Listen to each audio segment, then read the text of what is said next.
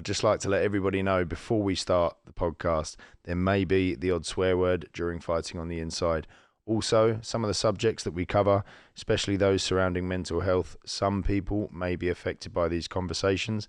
If you are, then you can find information and help in the show notes. But please, other than that, enjoy the show. So, another massive shout out to our big sponsor, Mangata. Any companies or small businesses, large businesses out there looking for payroll, look no further. With 20 years of UK and global payroll experience, you'll be in incredibly good hands. They've got very competitive margins and very, very easy to set up for agencies and candidates. And once a candidate has been referred, they will be contacted within 30 minutes. You really can't ask for much more. So you know what to do. Go down to the description, click on their website to check them out. It's mangatapayuk.com. And thank you so much to Mangata for sponsoring this podcast.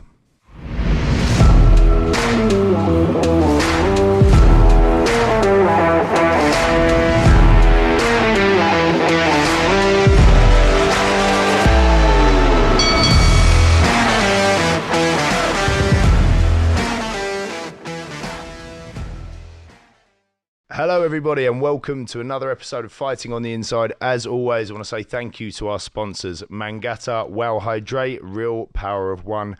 Without these guys, we could not do what we're doing. And as you all know, this podcast is in aid of anti-knife crime charity Gloves Up, Knives Down, aiding them in their fight against knife crime in the UK. Right.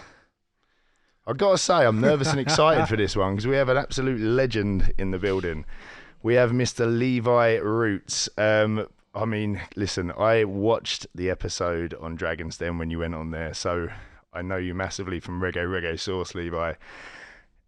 Awesome to have you here, honestly. I hear you're a huge boxing fan. That's why we've got you on today. And I hear you've got an incredible story, and it involves a lot of fighting. Not physically, but, you know, in every sense. And some of that, we'll hear all about that. But yeah, how are you today, mate? I'm good. I've come in fresh from Brixton, as they say, the heartbeat of the community. Are you still living down in Brixton? I do. I do think you've got to be grounded, and I think that place helps me to be grounded, man. You never forget where you are. I was like a little school kid. You walked in with the Orange bow-tie suit. I'm like, I love my suits. I thought this guy. You are looking fly. He looked fly. And was it 17 years? 17 years? 17 years ago. 17 years of 2000. Well, I launched it at the Carnival, at the Notting Hill Carnival 2006. Oh, really? That was the first time I actually put the label on the bottle and gave it the name Reggae Sauce, even though we'd been selling it for years before. But to actually give it the name and write the song about it, that happened in 2006. Was it a mini success before you launched it? It was a fantastic success. So local people knew it, but nationally they didn't. Local people actually hated it because they drove me out of town, Johnny. They did.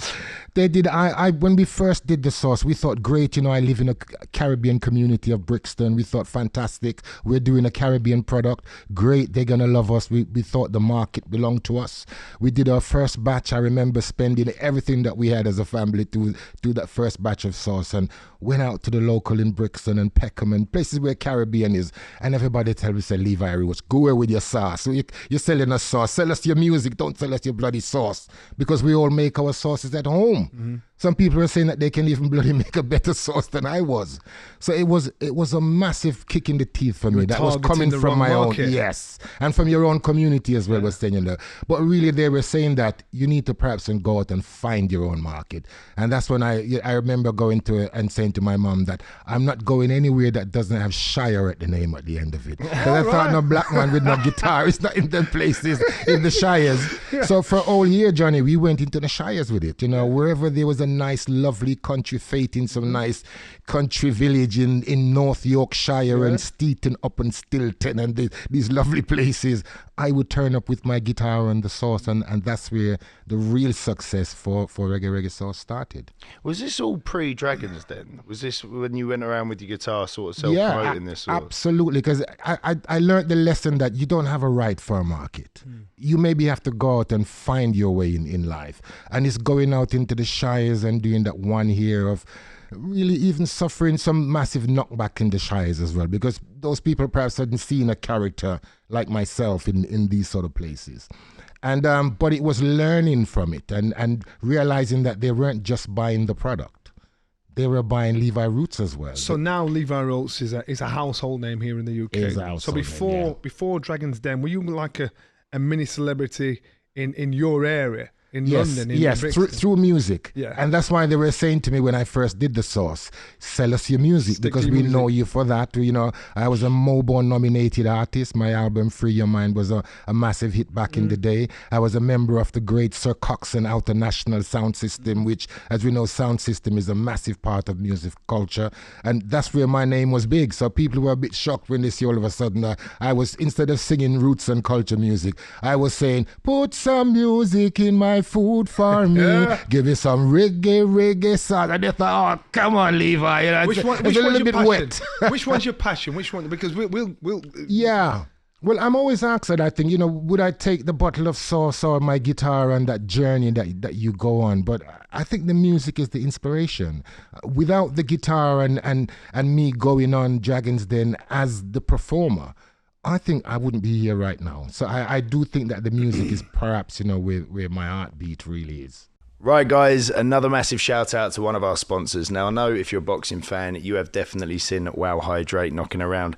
These guys do an incredible range of health drinks to prop up your sporting ventures. You have the electrolyte mix in multiple different flavors to help with rehydration, and also your protein mix, which contains collagen, which will help for recovery. Now, listen, if the likes of Tyson Fury is drinking these things, then it must be a pretty good drink. But don't take it from Tyson, take it from me. Go down into the description, click wowhydrate.com and check them out and buy some for yourself. Keep going with that training with Wow Hydrate. And thanks so much to Wow Hydrate for sponsoring this podcast. Right, Levi, just before we get back into your full, you know, what's made you Levi Roots and the source and the music and and all of that story, because you've got an incredible story that I've heard. You're a massive boxing fan. This is a big boxing podcast. Can we just get your, you know, what makes you a boxing fan? What attracts you to the sport of boxing? I suppose it's the warrior side, isn't it? Is that growing up in the days when boxers were real warriors, that you had to learn this trade. You had to be somebody who were born for it. Otherwise, you get found out. And that was really what brought me into it, because boxers in my days, they were real gladiators. You know, I'm going back for the days of Ernie Shavers and Muhammad Ali and people like that. You know, those were my inspiration within boxing. So I suppose that's how I wanted to be a gladiator when I grew up. Maybe not through boxing, because I think cricket was more me when I was growing up. I think Gary Sobers and Alvin Kalicharan and these great names in West Indian cricket was more of a pull for me. But boxing was always the second choice for any kid that was growing up in the Caribbean at those age, you know, and even in my teenage years. I think that pull of the story of Muhammad Ali, that, you know, this was a man that it wasn't just about his boxing. I think the world was looking at his boxing. But for us as a community, especially for black community and young black boys, we were looking at a different side of Muhammad Ali. We were looking at the side that he was using to make that connection. That it wasn't just about his boxing kill, but it was also about him as a person and the message that he was putting across at the time. Because there was nobody else that was being brave enough, you know, to be expressing himself as how Muhammad Ali was expressing himself about blackness and about who you are. So as a black child in those days, we latched onto every word that he said. And I remember when he came to Brixton, actually, and how people was just really just like God had arrived when he came to our locality. So yeah, I he perhaps was my biggest inspiration. You gave me a great analogy initially when it came to your business, your set, as in the rigor sauce. You mentioned Ali, and Ali was for years, and you caught onto it. But when fighters should be catching onto it now. You are your product, you're your business. So Ali boxed, but that it wasn't the boxing that made him who he was. It was the person around it. Your source is your source, but it's made around you. Absolutely. And again, this was the inspiration that he brought, because it wasn't just about his boxing, or about the man himself. And I suppose when I came onto the scene, I didn't want to sell just reggae sauce. I wanted people to buy into who I was. And I remember when I first asked to go on the show, people were saying to me, don't sing, don't take the guitar. I had about a week of window before I got onto Dragon's Den. And I went around to everybody that I knew and said, I've got this great opportunity. I'm going to this show. Shall I do it? Everybody says, yes, Levi, go on the show, but don't take that damn guitar. Don't sing that song. It's not X Factor. And I had it all from everybody. But, Johnny, I wanted to be me. I thought it's easier when you're you. It's more difficult when you pretend to be somebody else. So I really wanted to take the guitar on there, and I think it's a blessing that I did listen to my own self. Let's rewind a little bit. Did you actually have a go at boxing? Did you actually get the gloves on? Did you actually get in the ring? I did. I remember. I did. I had a friend who was really into it. There was a twin that was living in Herne Hill. I can't remember their names right now, but they actually went to my school in Tulse Hill. And we all saw them as our hero, as our local hero. And they had a boxing sort of get together in school every now and again. And we would all watch them, around the back of the shed, two brothers having a go at each other. So they were a massive inspiration to me. And I did have a go at I think it was down in the Shepherd's Club in Brixton and Cole Harbour Lane that I first ever put on the gloves. But as I said, the music and cricket was more of a pull for me to actually get engaged. But boxing became something, as we all did, that inspired all of us. And I think Lennox Lewis is another person who inspired me big time as a Jamaican child. Chris Eubanks also, he's become a friend of mine. We've done a lot of TV shows together as well, and I got to understand the person, which I couldn't understand him before, but meeting him in person, I got to understand the person. The Chris you see on TV, when you get on a one-on-one absolutely with him. Different person when you get to know him. And it was that person that I got to know much later on in life that I really got to like, the Chris Eubank that I got to know personally. That's amazing. It really sounds like you've got a really deep connection with boxing, especially from when you say that it inspired you and the people that did it inspired you with their fight inside the ring, but also with people like Muhammad Ali with their fight outside the ring. Let's learn a little bit about the Levi Roots and your fight. Where did it all start for you? What was growing up in Jamaica like, and how was your childhood? Yeah, I suppose I can class myself as a Windrush child. I was part of that generation that was coming over from the Caribbean on the Windrush ship from 1948 around to about 1970. If you were on that ship or you're connected in some way, then you are a Windrush child. I came in 1975, so I fitted just within that. My parents was one of these heroes that, when the British public had sent the news to the Caribbean that there was gold dust on the ground to be picked up here after the war. People don't believe that. It's true. It's absolutely true. The country was in a state after the war. This message was coming through. Literally, you could pick up gold dust. And my parents, like many others in the Caribbean, thought, we'll go and pick up some gold dust and send for our families and give our families a better life. And my parents, left and come to the UK. Worked 4, 5, 6 jobs and realized that the gold dust was actually dog shit. and they had to pick it up, which they did. They did a fantastic job, because I see these people as the greatest entrepreneur heroes for Caribbean people. The first set that came to set that foundation for us and to did all these menial jobs. And it was a brave move. It was absolutely brave, because they left the kids back home, just like my family. My parents left 5 of us back home. And the grandmothers play a great part, because they had to look after it. And every year, the parents would send a ticket over. Bring the child over. One at a time they would go. And every year I would see my grandma in tears on my left, and I would look on my right and I would see a brown suitcase. In those days, we call it a grip. We would see a grip on the right, and I knew Granny in tears, grip, one of us is leaving. But being the youngest, I didn't actually equate that one day is going to be my turn. And I fell in love with this wonderful woman, my grandma.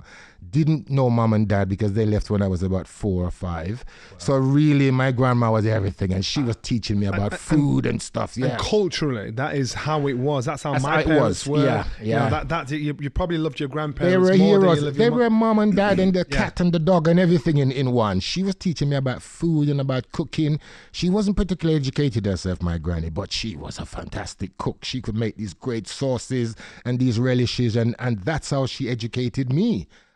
Having not going to school, because all the money then is spent on the elder kids, because the parent wanted that when they came to this new world, they was often running fast into school. Levi, was there no resentment Because you were the last one. So you're thinking, how come they're all going to see That's a good question there, Johnny, and it's a really good one. And I wish somebody had asked me, but the children don't get a chance to be asked, do you want to go? You can imagine being left with this woman, who was everything to me, my granny. It's like being uprooted. If I was asked then at the age of 11, do I want to stay or do I want to? Absolutely, I would want to stay with her. But really, it was her education with the sauces and the cooking and everything that drove me when I eventually came to the UK and couldn't identify with anything because I was at the point where I literally was going into a mental state, having missed her and this beautiful place of Clarendon. What was your biggest struggle once you came to the UK? Racism was a part of it because from not having it at all. From not having it at all and didn't understand, didn't even hear about that, you'd come out of school and you would turn right and it would be nice and lovely. It would be these nice, lovely white kids that want to hug you up. They want to know about reggae music, and ska was around at the time and they loved ska, and you were black and they loved the food and everything. And it was brilliant. That's when you turn right. But you turn fucking left. This wasn't the fashions guy. This was the fascist guys. The guys on the right were about fashion and stuff, but you learn quick that the left is fascist. And these guys want to rip your bloody head off. And me coming from not understanding it at all, it was a hard one to take. It was really hard. But you learn to fight back, which perhaps was the wrong thing to do. Mm-hmm. But as a young child growing up back then, parents and adults don't understand that you have to fight back in that kind of situation. And so we learned to fight back and got to understand what racism was. But to answer your question, I think that was the most difficult thing for me to take, coming from leafy Clarendon, where it's just sugar cane and mango trees. And for a 10-year-old, 11-year-old boy, it was the most beautiful experience to be growing up in that. And then to come to a war zone. Where Did you come straight to Brixton? Straight to Brixton, where people are ripping each other heads off because of colorism and that kind of stuff like that. It was difficult. So there was no, growing up in rural Jamaica, there was no sort of conflict on the streets for you as a child there. It Absolutely, all started you when didn't you came notice back it. For instance, and I tell you this now, we had a white person in our family. We didn't see him as white. So, Mr. Butler is part of our family, and he was always there. As a matter of fact, I grew up because he was blind. He was a bit blind, and his knees were. He was an old man in the family, and 9 and 10, I was the one that tended to him. I never saw this man. I didn't understand white, black. I just knew Mr. Butler as part of our family, and he was there. And it wasn't until when I arrived in the UK and I saw that difference of what color is and what the problem is, that I really got to understand that of what it is about. But still couldn't understand that. Why didn't I see Mr. Butler as as our people saw it? Maybe a massive influence would have been the discipline, the respect of your grandparents and your parents. That would have had a massive grounding for you. When all these things are going on in the streets, when you go home. Because it was never discussed. It was never discussed in the family. And we use the term yardie now in a most negative way. But I think in the real terms of the word, it's actually a safe haven, because a yard is how you grow up. That saying about a village brings up a child. In my day, it was within the yard, and within the yard, you didn't just have mom and dad. You had mom, dad, grandma, and the whole sort of extension of the family within the yard. So that thing about a village bringing up a child, that's how we were brought up, and it was with one voice. So whatever everybody says, everybody else says. So if you didn't talk about these negative things and who were what, then the kids didn't really hear about it. And it wasn't until when it hit me here that I realized. So how old were you when you moved to Brixton then, as a child? I was 11, 11. I went straight into school, into Tulsa Secondary School. I couldn't spell my first name. Only had 5 letters. Really difficult, as I said. I tried to do the right things, but wanted to be cool at the same time. Because as a boy going into secondary school, you can either be cool with the lads, or you can be the wimp that everybody else picks on. Of course, I didn't want to do that. So I wanted to be the cool kid. Wrong thing to do. And I think that's where the spiral down started from within school, of trying to fit in, because I didn't fit in the first place. So tell us a little bit about that then in your teenage years. Did you end up getting into trouble, and what was life for you growing up through your teenage years and into sort of a young adult? Well, I left school really good. I left school and did the right thing for your parents like any parents would. I started off as an engineer. My brother got me a job at a firm called Selby Engineering. My mom and dad was just absolutely over the moon, as you can imagine. You start out that way, it's fantastic. But, you know, music was a massive pull for me. I think I couldn't resist it, you know. It was a thing that wanted to run away to join the circus in that kind of analogy. And that circus was a sound system called Sir Coxsone that was local in Brixton at the time. And I think if you're a kid and you love reggae, sound system was a massive pull for you to join a sound system and be able to get involved with your passion of music. And it was the pull of Sir Coxsone sound that drew me away from my engineering job. At what point did it become a full-time? Straight away. Really? Straight away. I met Festus, the selector for Sir Coxsone, on a Thursday when I went to sign on at the old signing on office in Brixton. I met Festus and he asked me if I wanted to come along in the back of this Coxsone truck. In those days, the box boys were the boys who carried the boxes, and you had to get in the back of the truck to get to the dance. And I believe that, you know, in 1977 it was. I remember because Culture had a tune called What Ali Bam Bam Ba Ye When the Two Sevens Clash. It was that year I joined Coxsone, and I remember vividly, and I still think I'm in the back of that van now because my musical career with the sound system has been so inspirational to me. I'll never diss that part of my life. And your parents? My parents, yes. My dad. Were they cool with it? Well, I had a really tumultuous time with my dad. I don't think he could understand the fact that I was the youngest, but yet I was the most illiterate of his children, because having never gone to school, and when I came over as a bit of this boy coming straight from the country, and where he had felt that he was a bit now, can I use the word gentrified, as a black man coming now and learning within the UK, and all his other children are educated, and then all of a sudden here I was coming over at 11, 12 and can't spell my first name and can't count to 20, whatever. And he struggled with that. And I think that led me even further down, spiraling down, not having that inspirational father as I think all kids did, and not having somebody to kind of help you, to lead you on the straight and narrow. But my mom, on the other end, she was always a rock to me. But I don't think it was enough to stop me as try as she did, and she did try a bloody lot. But it wasn't. It was. I think I needed a father to stop me spiraling down even further. How bad did bad get? The judge, when I ended up in front of the judge on one day in July 1986, he looked at me and says, Mr. Graham, you are the scourge of the community, and I'm going to sentence you to 9 years in prison. 1986. All my friends, everyone thought I'm never going to come back from this. Even I nearly gave up on my own self. I'd never been to real big man prison before. Never even crossed my mind. I was never a criminal. I was just always if anything, I just sell the odd bag of weed and thing, but music was the thing for me. But it was that spiraling down that, you can't find anywhere to hang your hat or to grab onto when you're spiraling down. There's nothing to catch you. And it was just slippery. And I was actually going to say that 9 years was where I had to find myself, John. How long did you actually do? Yeah, did you? I did 5 out of the 9. Wow. And I found that I wasn't me after all. I think I went in as Keith Graham, which is my real name, who my father gave me that name, which I struggled with. And I wanted to change. I wanted to be Levi Roots, the name I'd given myself, that when I found out that Keith Graham was bloody Scottish. And I used to look in the mirror and thinking, I don't look fucking Scottish.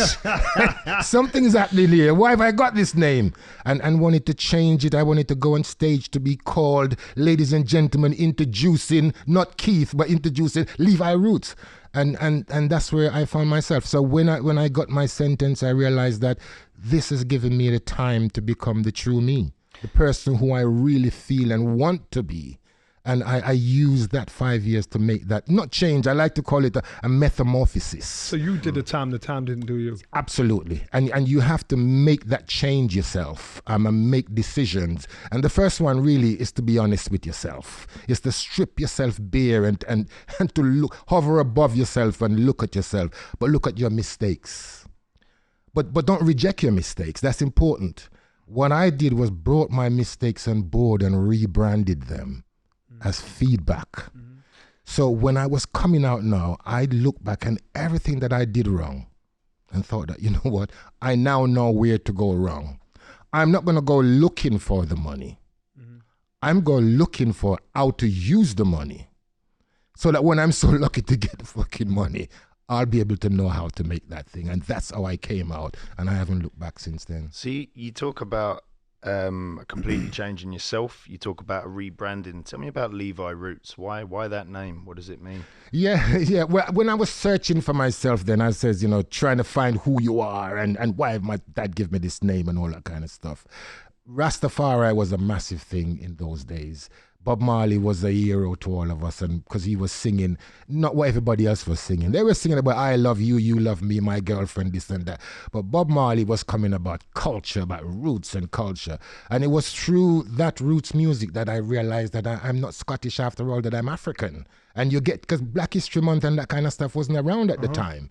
If you struggled with identity in those days in the 70s and 80s, absolutely, you're not going to learn anything. You got to learn yourself. And I was lucky that music, well, everyone was lucky that reggae music was about that kind of stuff, was really teaching you about culture. And it was through music that I realized that I'm not Scottish, that I'm African, and about the history of who I am. So I chose the name Levi because within the Rastafari calendar, the third month is June. It starts in April, and June is Levi. So April is Reuben, May is Simeon or Simon, and June is Levi. So I chose the name because of the month my month of June. So you chose to be a Rasta. Yeah. It wasn't that your parents or the rest of your family. That was your choice. I think I was inspired. I think that's more of the word, because Rasta is one of the most difficult things to live as, because Rasta, nobody wants to give you a job, and your hair is long and it's matty and you don't look as smooth as everybody else is. So I think when you become a Rasta, you have to be inspired to be able to overcome all that kind of stuff. So Levi is the third month of the calendar. Roots, is that referencing roots of the tree? It's to be strong. It's to be strong. I wanted to be strong. So I chose, as opposed to my dad giving me the name of Keith Valentine Graham.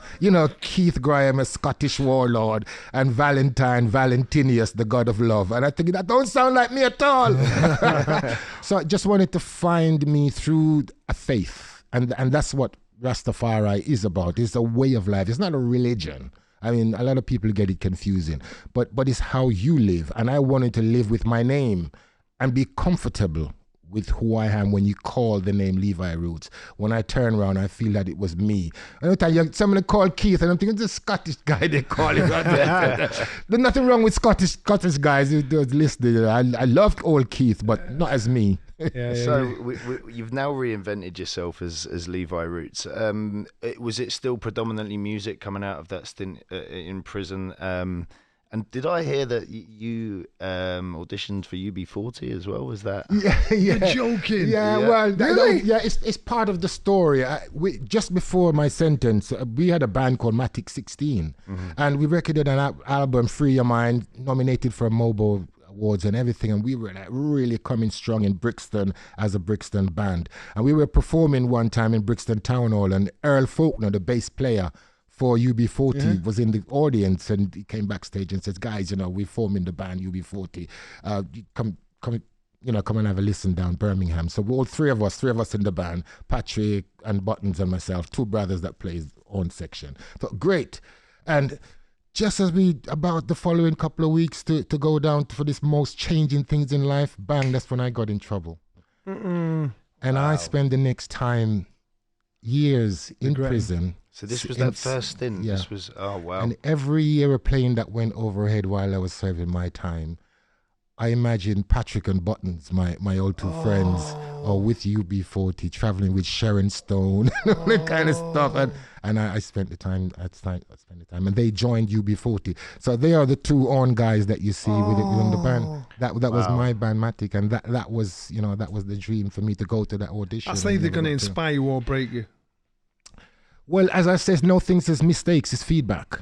So I think it inspired me because I came out again when I came out that I wanted to be bigger than that. I wanted the name Levi Roots, to be everywhere.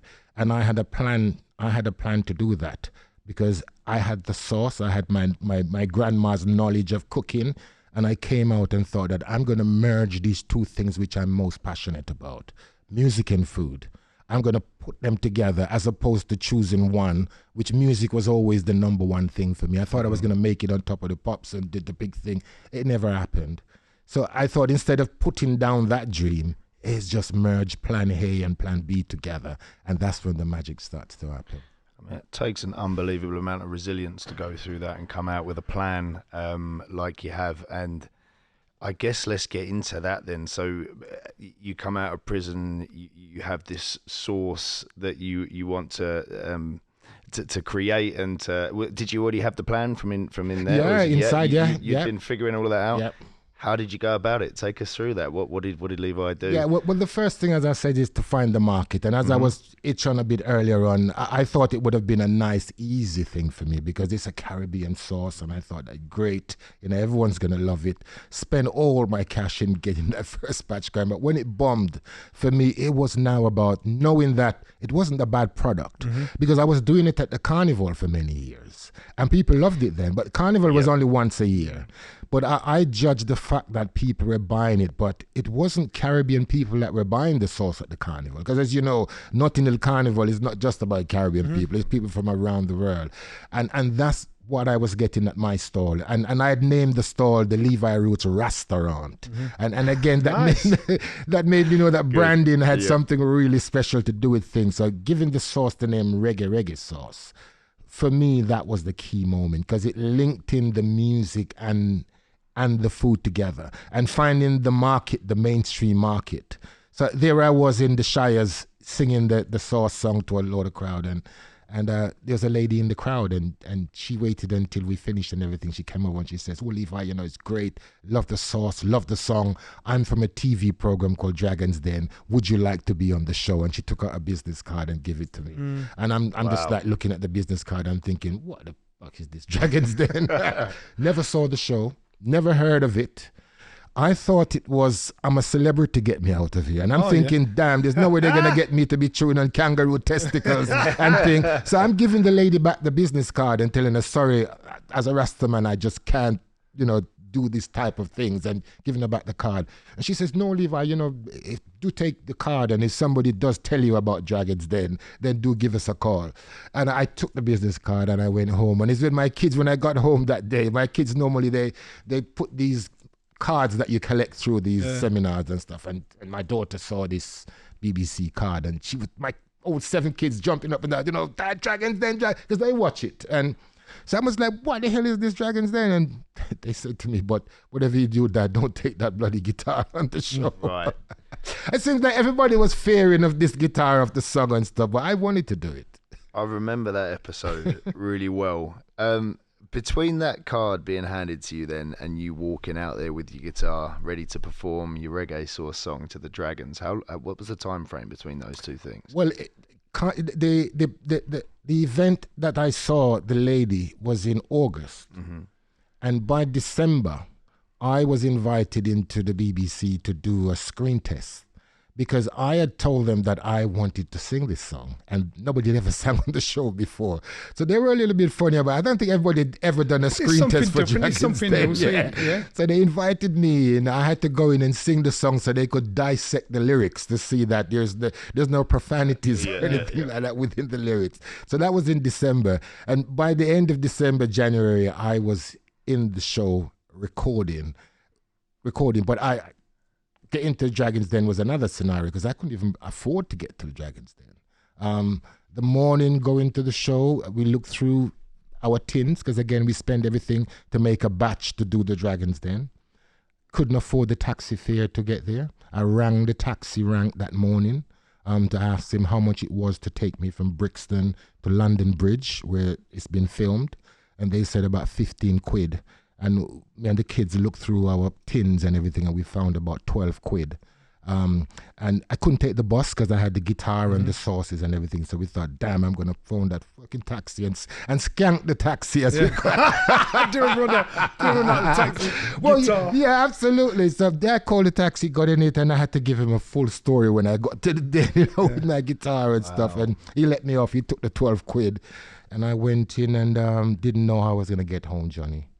But the BBC sent me home in a taxi after slaying the dragons and doing the most amazing So thing. from that day, was it overnight success?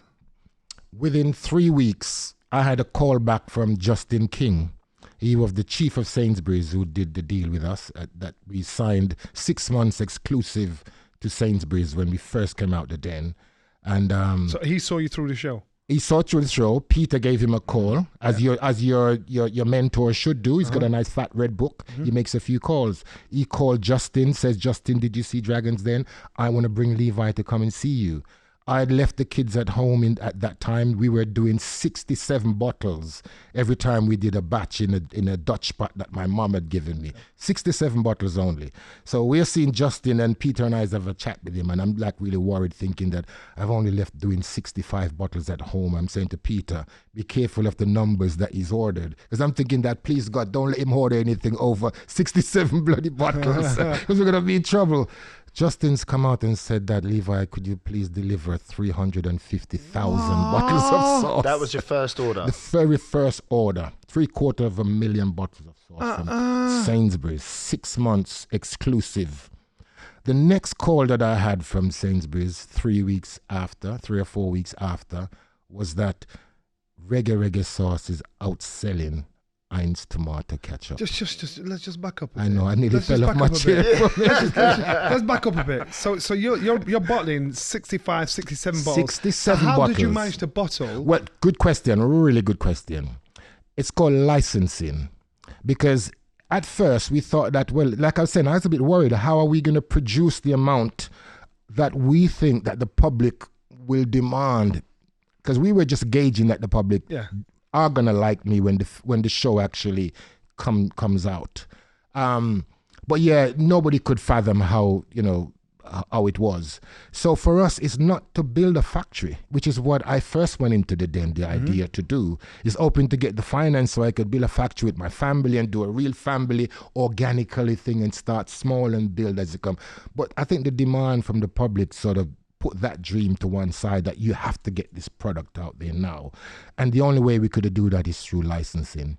It's through what's called outsourcing. So when you've built the brand already, then you can reach out to any company. So let me get it right. So you own the product, the ingredients, the measurements and everything, the site and everything. So you then go to another company, say the other company, right? Yeah. I want you to do this, put this together. Absolutely. So therefore you've got to pay them up front? No, because the brand is so powerful. You take a cut. Yeah, but it was your first leg. Yeah, you still don't. If the brand is powerful enough, or if the product is good enough, the company will want to do everything. And obviously Sainsbury's would have had some kind of influence over. Yes, because shelf space is the most important thing. Yeah. If it ties up, whereas Sainsbury's is up for it, and the company is doing the production is up for it, that's when the magic happens. Okay, fast forward. You're out being ketchup. Yeah. I love ketchup. I know.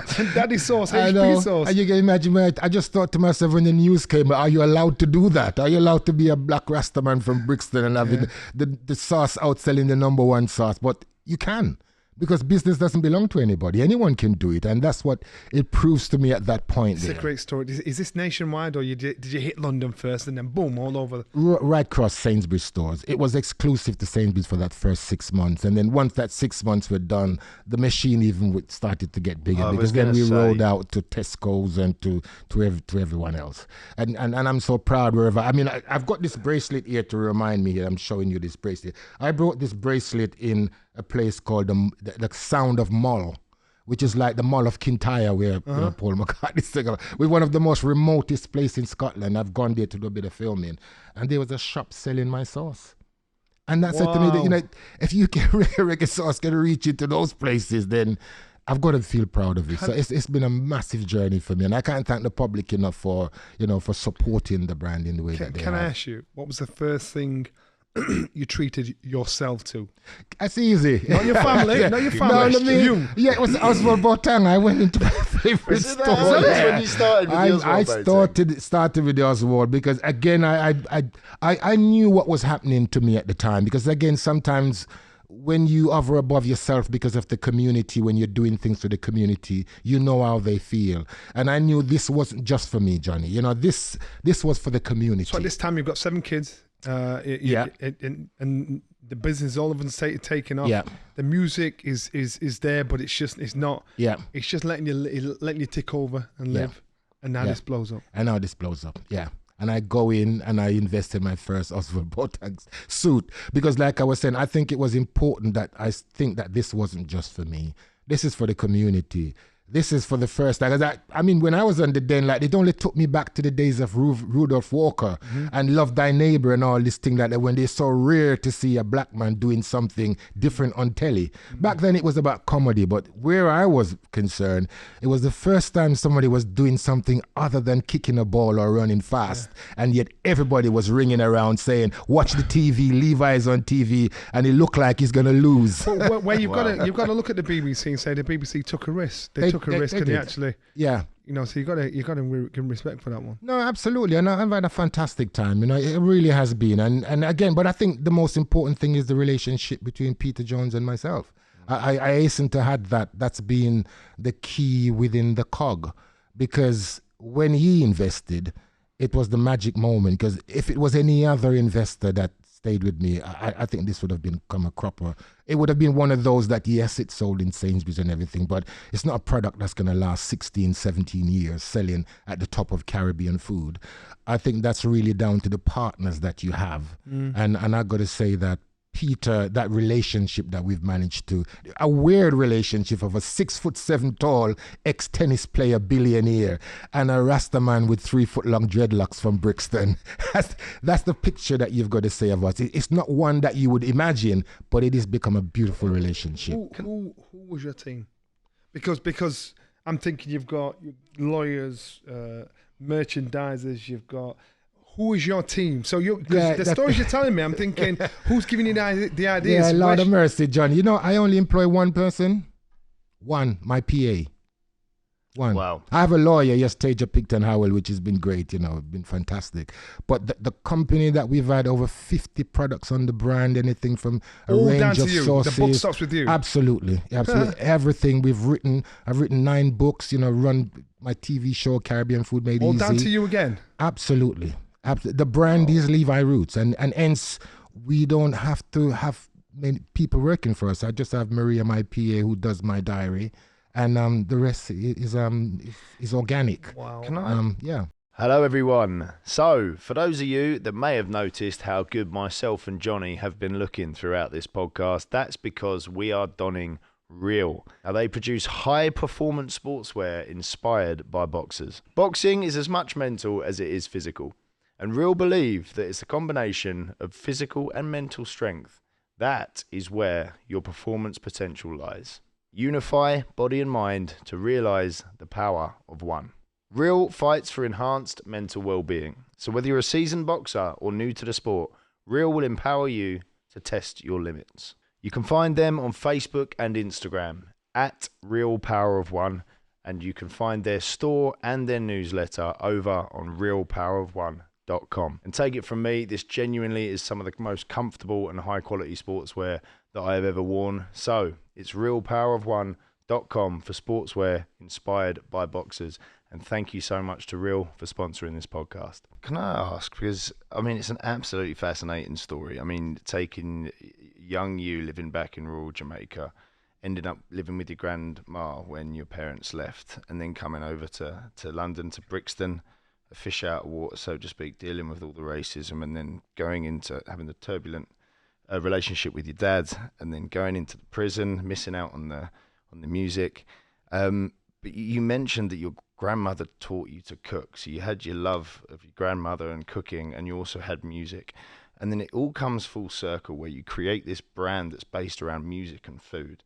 And it blows my mind to stay inspired through everything that you've gone through to be able to come out and make this product. Do you find that your grandmother was an inspiration to this whole journey, and that's what's pushed you through to make this product? Well, you've got me a bit emotionally when you come that direction, because when I think about as a boy when I left her, she was my haven. At the age of 10, 11, when my brothers and sisters knew that they were coming, they were much more older than myself. And for me then, it was a very dangerous time for me as a child. When I look back then and see any child who's been sort of disenfranchised from your parents and so without my grandma being the person who she was, I know I would have been in a lot of trouble. I really would have. There was other things wrong with me as well too as a child that would have even made it even more difficult for me to survive. So to have her protect me within that time, but then being pulled away from her and then not having the chance to see her again, because she died maybe when I was about 16, so maybe 4 or 5 years after I've left her. It was the most tragical thing for me. So doing the sauce and giving that story to her and the backstory of the sauce and everything. Deal with it better. Yeah, was one way for me to kind of deal with the passing of her, but yet to pay the respect that this is not me doing it, even though it is me doing the sauce. But the inspiration really in everything that I am with the food and the books. When I write these books and everything, I go right back to my grandma and what she would do, and then just write it like how she would say it, how she's doing. So she's played a massive part in my life, and with her, there is absolutely no way I would have survived. I probably would have just survived the trip coming over, but not having the education I did then. Did you fly, or was it a ship? I flew on my own, and I came on my own. I was 11 in those days, and alone on the plane. And then arriving and think that maybe I'm going to be accepted by mom and dad and it's going to be wonderful and everything. But yet when I came over, I met a monster in my father. And that monster sort of ruled my life for a long time. And it wasn't until when I got rid of him by leaving home and went to the music, as I said, that I finally freed myself of him. So that would have been a traumatic period of your life.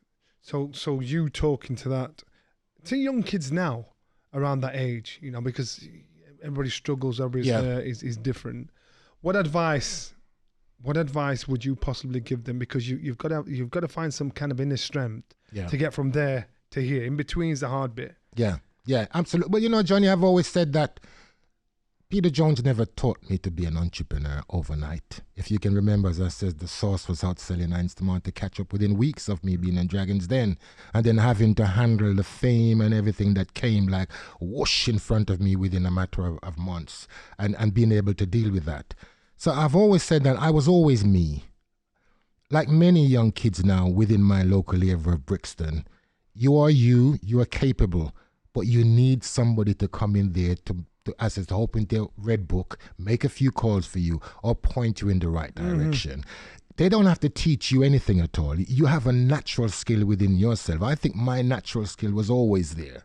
But will someone like a Peter be coming around Brixton where I am on the front line, where I live in the no-go area? Absolutely not. And it's the same thing like a lot of these kids who are in these local areas right now, who are capable. But are people going in like a Peter, are like an investor or somebody that will go in and change these kids' life? No, and that's why it's taking so long. And I talked to you about my young son now, Christopher is only 10. And it pains me to think that one day I may have to move away from Brixton, my locality, because I want to give him a better chance to be able to get there than what it was for me. It took me until I was 48 before I was on Dragon's Den and make my life better. Just maybe, you meant Peter. I call it, mine was Brendan. Yeah. You always need a Brendan, you always need a Peter, somebody to guide you. Absolutely. So maybe now your position in life is to be Peter for somebody else. Yeah. No, and be a guide for someone else, your son, the kids around. But they look at you and they think, what? You didn't just land there. you went through struggles up and down, on losing your grandmother, being in Jamaica, being taken away to England, being somewhere you didn't want to go to, in a school where you saw racism on the one side and being trendy on the left side. So all those stories would inspire so many youngsters some way, somehow, or click, even if it changes one, open the minds of one of them. Yeah, absolutely. And that's why I've dedicated my life to exactly that. Ever since I came out the den, because I realized how we've set the business, that the business runs on its own, it's all licensed out and it all runs itself. I create the recipes. What else do? I give myself back to the community. So I go back to the prisons and the schools and the university and the education institution. I've done hundreds of prisons, literally been back to nearly almost all prisons within this country. And I say that with confidence because I know what my work has done over the past 16 years. I've been to thousands of schools around the country over the past 16 years on the Levi Roots School of Life tour, which we've been doing ever since that first year. And back to the shires and the whole thing. The film, which I'm hoping that will be coming out soon, the Levi Roots story, I'm really hoping that will actually tell the story and will be able to inspire people all over again, a bit like what it did to kids who write to me now, who are doing their dissertations on my life, which makes me really proud to say that young kids now are learning about what I did and how my journey was and using that to be able to forward their own self. So it's immensely proud that I'm lucky to be able to have the time and the business is set in a way that I can do all this. Because after all, I do it because I enjoy it, Johnny, not because I have to do it. I really could sit at home and just write my recipes and everything else. But the diary is full of schools. Maria, my PA, is just absolutely bombardment with going back into schools. It's a great feeling, isn't it? It's so wonderful. It's so wonderful.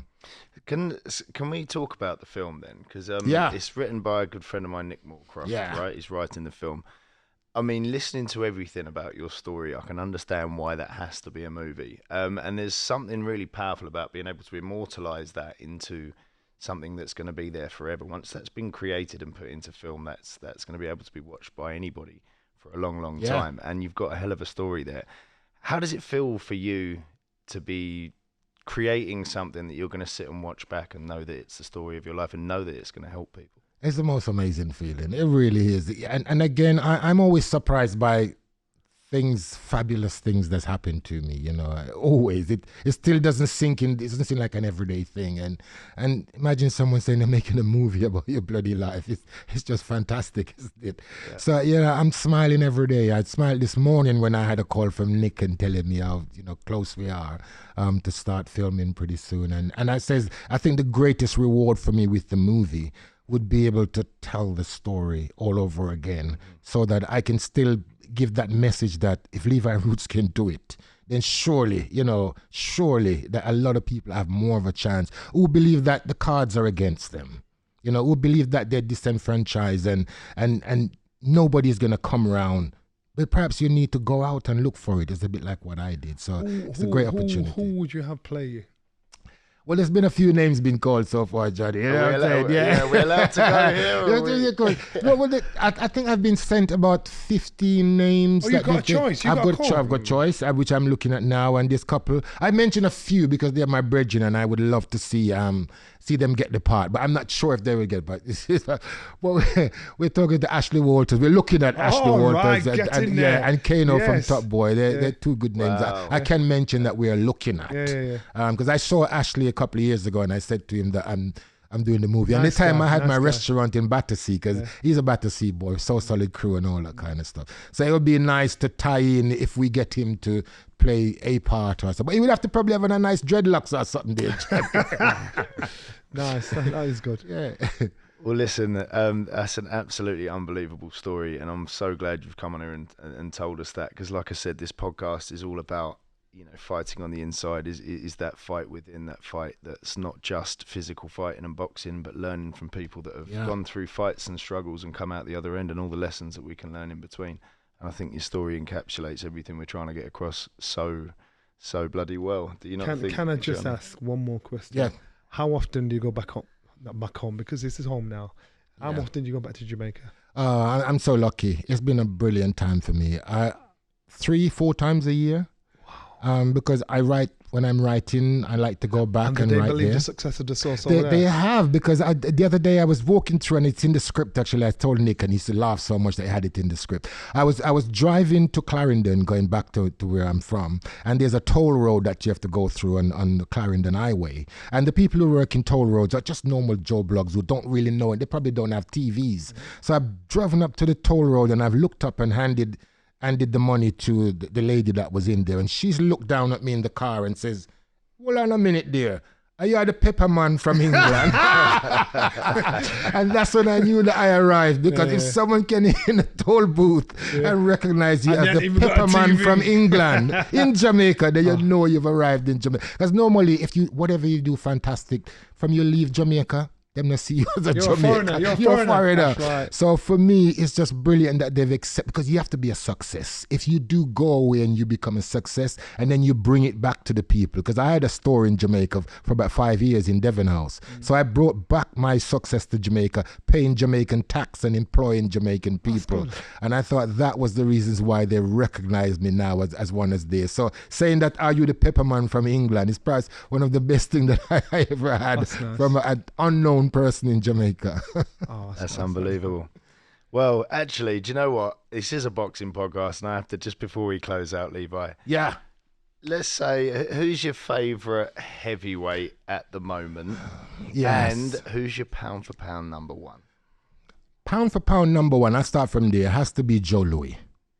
Okay. I say Joe Louis. Old school. Yes, old school, because Joe Louis in those days faced everything that was there, and he was a proper gladiator. As I talked about in the first instance, I love gladiator type boxing. So I would put my top three, I would put him as top. I would definitely put Muhammad Ali as number two, because I says this is the inspiration also. Maybe not so much the boxing. I think Joe Louis would have slightly overdue Muhammad within the boxing, but the cleverness of Muhammad Ali would perhaps get a draw. If possible. It's a very clever boxer, Muhammad Ali. So it would be a number two. And number three has to be my man Lennox Lewis. With it. But all time around, Floyd Mayweather, I would say, or unbeaten champion, the whatever three of them, age. history makers. Joe Louis, the first black man to play on the PGA Golf Tour ever. The first black man to do that. Ali, rest is history. Ali, how he's made a difference, and the success of Lennox Lewis, because he went under the British flag. These guys did so much successful things outside of boxing to put themselves in the Guinness Book of Records and make part of history. Good shout. Thank you so much, man. Three legends, and we must say you're a legend in your own right, Levi, and it's been absolutely awesome you coming on here, mate. Thank you so much for the conversation. Brilliant. Right, guys. Well, I mean, that was incredible. Hope you really enjoyed that story as much as we did. And I mean, what else is there to say? That was Levi Roots, and this is Fight on the Inside, and we'll see you next week. Do you need a stuntman? I was waiting for him to try and get in on that film. I'll be lucky if I get in. I'm hoping that I get a small part, like Stan Lee in the Marvel movies. Plays a bumbling idiot somewhere in a little corner for 2 seconds. I'll be the narrator. Be that narrator. You've got to push for a cameo, man.